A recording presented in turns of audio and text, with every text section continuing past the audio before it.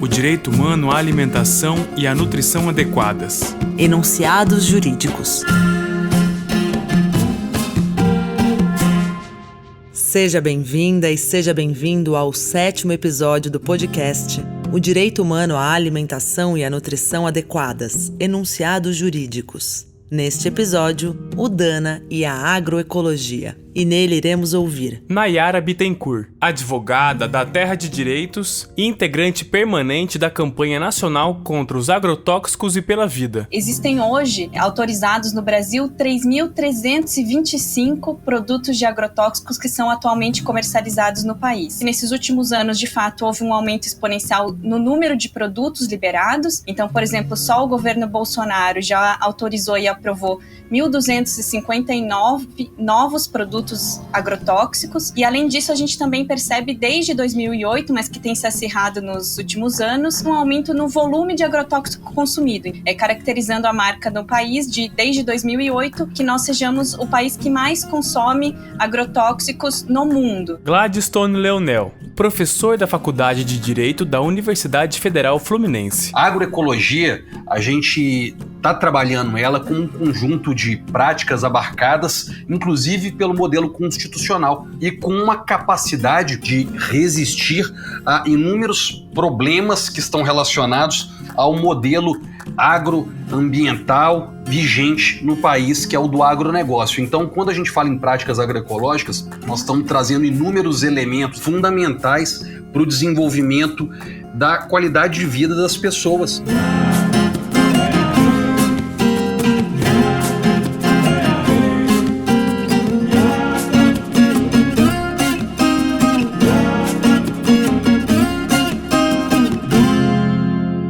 Neste episódio, seguimos com a leitura dos enunciados jurídicos e seus casos emblemáticos, segundo elaborado na publicação O Direito Humano à Alimentação e à Nutrição Adequadas, Enunciados Jurídicos. Lembrando que os enunciados aqui debatidos são teses jurídicas elaboradas por advogadas e advogados que atuam na defesa de povos indígenas, comunidades quilombolas e movimentos camponeses, com a finalidade de fixar as diretrizes sobre o direito humano à alimentação e nutrição adequadas perante o sistema de justiça. E relacionando DANA à agroecologia, teremos 3 enunciados. Enunciado jurídico. As práticas agroecológicas são as mais compatíveis com os elementos do direito humano à alimentação e à nutrição adequada. Portanto, às políticas de promoção da agroecologia deve ser aplicado o mesmo regime, princípios e obrigações, que marca esse direito fundamental. Em contexto de agravamento do aquecimento global, aumento da fome e do excesso de peso, o apoio à agroecologia não é uma escolha, mas sim uma obrigação que recai sobre o Estado brasileiro. Gladstone Leonel comenta esse enunciado. Por que a agroecologia não é uma escolha e sim uma obrigação do Estado brasileiro? Falar em agroecologia é falar, por exemplo, em alimento saudável, uma possibilidade de alimentar as pessoas sem a utilização de agrotóxicos, sem a utilização de alimentos transgênicos. Além disso, a gente está falando também de alimento barato, porque vai ser um alimento, em regra, voltado para o mercado interno, um alimento que vai garantir a soberania alimentar propriamente dita. Além disso, estamos falando de um alimento que é produzido com respeito ao trabalhador, à trabalhadora, com diálogo aos saberes dessas pessoas, se pensar a tecnologia atrelada ao respeito ao trabalho, né? E não necessariamente simplesmente uma tecnologia para acumular, como geralmente é o que a gente vê, né? A partir da lógica do próprio capitalismo. A agroecologia ela permite também que esse alimento seja diverso e basicamente produzido em pequenas propriedades ou comunidades. Quando a gente fala em agroecologia, a gente tem que falar também em reforma agrária, né? Não se faz agroecologia em latifúndio. Além disso, nós estamos falando no que a gente poderia chamar de um alimento consciente, no sentido de um alimento que vai respeitar o meio ambiente e vai dialogar com outros saberes, não só o saber acadêmico, cientificista, mas o saber também desses povos indígenas, dos povos quilombolas, dos povos faxinalenses, que é uma prática que metabolicamente ela está relacionando homem, mulher, natureza. A gente pode também colocar como um dos elementos centrais o próprio feminismo, né? Uma vez que a mulher ela tem um papel preponderante e de vanguarda também, né, dentre as bandeiras da agroecologia. Parece haver, então, uma forte dimensão política na escolha da agroecologia como modo de produção. No sentido de considerá-la muito mais do que um mero apanhado de técnicas agroambientais, técnicas agrícolas, mas, de fato, um espaço, uma janela que disputa poder dentro da sociedade, justamente por essa sua capacidade de agregar essas linhas que vêm sendo muito faladas no constitucionalismo ecológico latino-americano, aí, justamente relacionando a possibilidade de desenvolvimento com respeito ao meio ambiente, com respeito ao próprio ser humano. E qual o cenário atual da agroecologia no Brasil? Hoje a agroecologia é desenvolvida de uma forma esparsa e sem uma política pública muito clara de estímulo, de um contexto mesmo de resistir ao modelo do agronegócio. Só que as pessoas, de uma forma geral, elas já começam a olhar a agroecologia como uma alternativa muito necessária, porque elas se sentem afetadas pelas coisas que vêm sendo produzidas no campo brasileiro. O que a gente tem hoje, basicamente, é uma agricultura que é completamente insustentável, porque ela é latifundiária, ela é baseada em exportação de commodities, muitas vezes exportação de força de trabalho, inclusive escrava, contemporânea, né, e cada vez mais precarizada, baseada num desmatamento e destruição ambiental e um uso exagerado de agrotóxicos. E quando a gente fala agroecologia e o potencial que o Estado tem de estimular esse tipo de prática, a gente está falando de uma prática que promove direitos humanos. A partir do momento que o Estado brasileiro ele opta por estimular o desenvolvimento agroecológico, ele está fazendo nada mais, nada menos do que cumprir a Constituição Federal de 1988. A gente está falando, por exemplo, no respeito ao direito humano à alimentação adequada, que, inclusive, foi transformado em emenda constitucional em 2010, que é a Emenda Constitucional 64 de 2010. A Emenda Constitucional número 64 de 2010 altera o artigo 6º da Constituição Federal para introduzir a alimentação como direito social. Constituição Federal, artigo 6º. São os direitos sociais, a educação, a saúde, a alimentação, o trabalho, a moradia, o transporte, o lazer, a segurança, a previdência social, a proteção à maternidade e à infância, a assistência aos desamparados, na forma desta Constituição. Hoje, o que a gente tem é uma falha metabólica que coloca o desenvolvimento do agronegócio e do capitalismo a partir do agronegócio chocando diretamente com a agroecologia. Justamente porque a agroecologia reconecta o ser humano à natureza, o campo, a cidade, diferentemente do capitalismo que afasta o homem, a mulher, né, do campo. Enunciado jurídico. Aplica-se a inversão do ônus da prova em casos de intoxicação e contaminação por agrotóxicos, com simplificação da identificação do nexo de causalidade dos danos ambientais e à saúde causados por agrotóxicos, considerando-se a teoria do risco integral com responsabilização objetiva e solidária dos agentes violadores por ação ou omissão. Nayara, explica pra gente quais são os desafios enfrentados quando uma comunidade ou trabalhadores sofrem uma contaminação por agrotóxicos. Há uma dificuldade das pessoas ou das comunidades em que tem algum dano causado por agrotóxicos, seja em relação à saúde humana ou animal, ou em relação ao meio ambiente, à biodiversidade daquele local, uma dificuldade muito grande na realização dessas denúncias. A gente tem em cada estado brasileiro uma forma diferente de notificação e de realização de denúncias. Um outro problema que a gente tem é da dificuldade da apresentação dessa denúncia. Então, as comunidades não conseguem identificar como é que elas comprovam que aquele dano aconteceu, como é que elas registram no posto de saúde em que elas foram atendidas que aquele sintoma que elas estão sentindo é decorrente de uma intoxicação causada por agrotóxicos. Então, são vários detalhes que vão criando entraves para que essa população denuncie. Quando elas denunciam, a gente tem uma dificuldade de identificação desse agente violador, do tipo de produto utilizado e da relação, né, entre o dano e o produto ou a ação ou omissão do agente violador. Então a população não sabe que agrotóxico foi utilizado, né? Ela sabe, por exemplo, que às vezes foi um dessecante para soja, mas ela não sabe se foi o paraquat, se foi o glifosato, qual é a empresa que fabricou aquele produto e qual foi exatamente o fazendeiro, né? Às vezes ela consegue até identificar, mas não sabe, por exemplo, dos dados, né? Para provocar o sistema de justiça e receber a sua devida indenização ou responsabilização desse agente.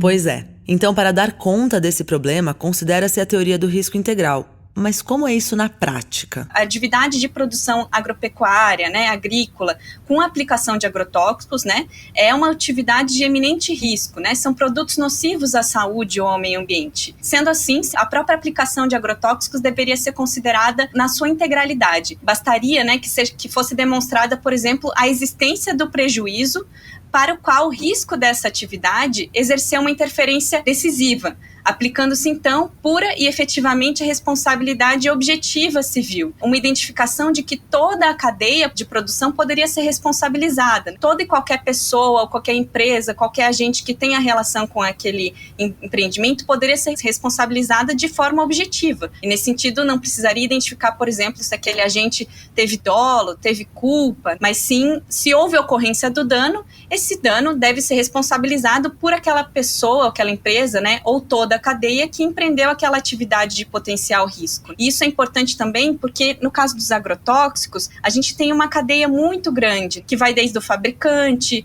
vai do transportador, vai do fazendeiro que aplicou. Um dano causado pela aplicação irregular ou um dano nocivo causado por esses produtos, a defesa é que toda essa cadeia também fosse responsabilizada, que assumiria, né, os riscos da utilização e aplicação e transporte desses produtos nocivos à saúde humana e ao meio ambiente. Interessante. Outro elemento que chama atenção nesse enunciado é a inversão do ônus da prova. Fala mais sobre isso. A inversão do ônus da prova ela já é reconhecida, por exemplo, nos casos de defesa do consumidor, em que cabe àquela empresa o ônus de provar não cometeu aquele dano. Também nos casos de violações de direitos humanos causadas por agrotóxicos, haveria a aplicação da inversão do ônus da prova, cabendo uma simplificação do nexo de causalidade. Então, por exemplo, caberia à comunidade afetada explicar ou apresentar, por exemplo, a ocorrência do dano e identificar, por exemplo, quesitos básicos de quem foi aquele agente violador. Os demais dados e laudos agronômicos, laudos técnicos, eles caberiam então, portanto, à empresa. Isso não pode ficar a encargo da comunidade, que já é, por exemplo, hipossuficiente, já tem uma série de dificuldades de acesso à justiça, também produzir laudos caríssimos agronômicos, né, que comprovem que aquele dano foi causado por um produto X ou Y, né? Isso tem que ficar a cargo das empresas que assumiram esse risco de aplicar ou de comercializar, de transportar esses produtos danosos. Então, o que se defende aqui é uma simplificação desse nexo de causalidade e inversão do ônus da prova, no sentido em que as comunidades têm que apresentar elementos básicos, por exemplo, uma foto, um vídeo, né, algo que seja acessível a essas comunidades para a realização de uma denúncia. Não podem ser onerados uma vez mais, além de ser onerados com o próprio dano ocorrido pela aplicação desses produtos, também terem que produzir provas muito caras, né, para acessar o sistema de justiça e responsabilizar aqueles agentes violadores. Caso emblemático. A aplicação de produtos muito próximos a escolas rurais, como a gente viu em Rio Verde, em Goiás, em 2013, e aqui no Paraná também, em 2018, também numa escola em Espigão Alto do Iguaçu, em que várias crianças foram intoxicadas com o paraquat. E em todos esses casos, né, ainda que se tenha acessado a justiça, houve uma série de entraves justamente da produção probatória, né? Esse caso de Rio Verde e Goiás, que eu mencionei em 2013, que foi uma pulverização próxima a uma escola, ele é bem interessante e emblemático porque o juiz responsabilizou a empresa Singenta por essa aplicação de agrotóxicos ali nessas crianças. E isso é muito interessante no sentido da gente já começar um precedente no Poder Judiciário de responsabilização também dos fabricantes desse produto, né? Não é simplesmente da empresa de aviação agrícola e do fazendeiro, esses também devem ser responsabilizados, mas também do fabricante. Enunciado jurídico. Regras de vigilância sanitária aplicam-se às produções de origem animal e ou vegetal, oriundas de empreendedores familiares de pequeno porte, comunitários, camponeses, povos indígenas e comunidades tradicionais, desde que não contrariem ou impeçam a preservação dos costumes, hábitos e conhecimento desses grupos, como forma de garantir o direito humano à alimentação adequada. As mesmas regras aqui aplicam-se quando tais produções são destinadas a atender demandas dos grupos aqui descritos. O ônus da prova de eventual proibição de circulação de produtos provenientes desses grupos é da Anvisa.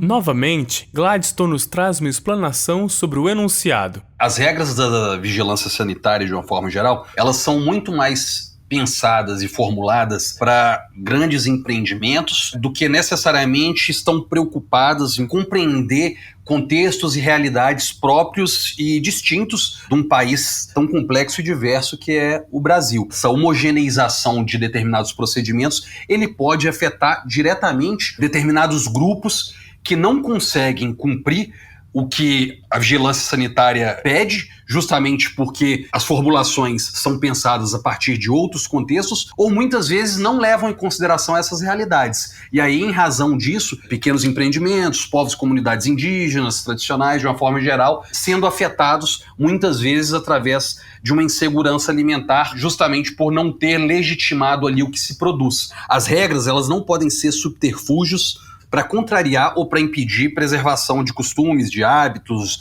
de conhecimentos tradicionais. Caso emblemático. E havia um fornecimento de alimentos para escolas indígenas na região amazônica, só que alimentos que não faziam parte da dieta, do hábito alimentar dos indígenas, que muitas vezes se recusavam as crianças a comer aquilo que era oferecido.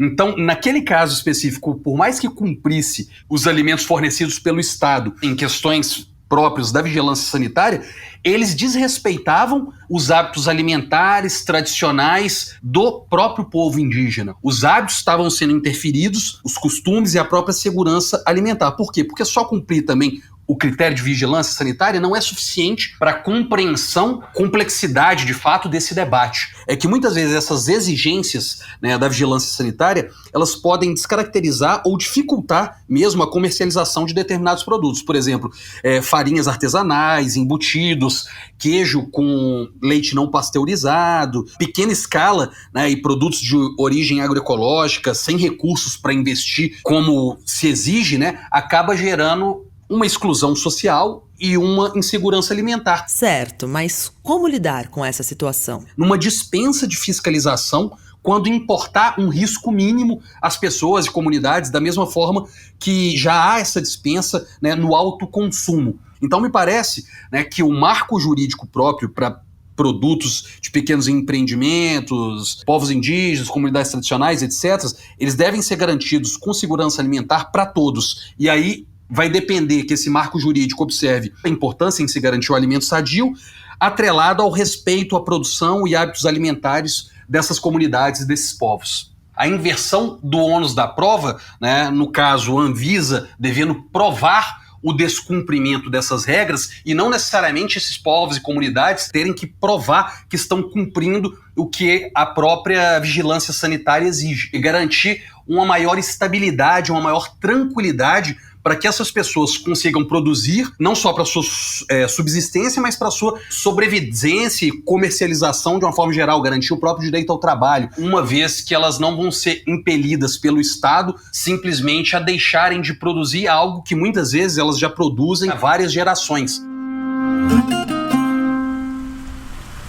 Ó donos do agrobis, ó reis do agronegócio, ó produtores de alimento com veneno, vocês que aumentam todo ano sua posse e que poluem cada palmo de terreno e que possuem cada qual um latifúndio e que destratam e destroem o ambiente, de cada mente de vocês olhei no fundo e vi o quanto cada um no fundo mente, e vocês desterram povaréus ao léu que erram e não empregam tanta gente como pregam. Vocês não matam nem a fome que há na terra, nem alimentam tanto a gente como alegam. É o pequeno produtor que nos provê. Trecho da letra de Reis do Agronegócio, de Carlos Reno. Este foi o 7º episódio do podcast O Direito Humano à Alimentação e à Nutrição Adequadas, Enunciados Jurídicos, uma realização da FIAM Brasil com a parceria do Direito Achado na Rua e produção da Caburé Filmes e Estúdio Pongá. Coordenação geral, Valéria Buriti e Antônio Escrivão Filho. Roteiro, direção e montagem de Marco Escrivão. Locução, João Vitor Coura e Priscila Schmidt. Desenho de som e mixagem, João Victor Coura. Gravações, Alexandre Scarpelli e João Vitor Coura. Nesse episódio ouvimos Nayara Bittencourt e Gladstone Leonel. No próximo episódio, o DANA, Territórios e o Cadastro Ambiental Rural. Até lá!